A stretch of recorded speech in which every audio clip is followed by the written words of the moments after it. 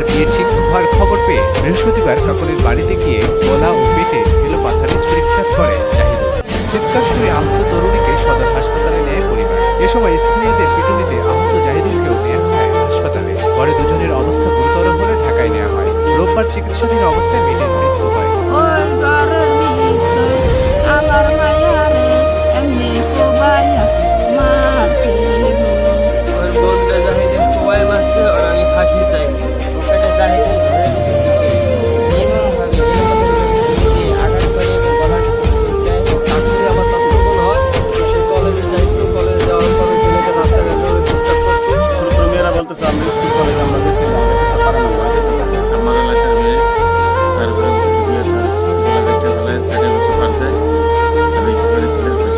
এ ঘটনায় থানায় মামলা হয়েছে। আসামি জাহিদুল এখনো ঢাকার একটি হাসপাতালে শয্যাশায়ী।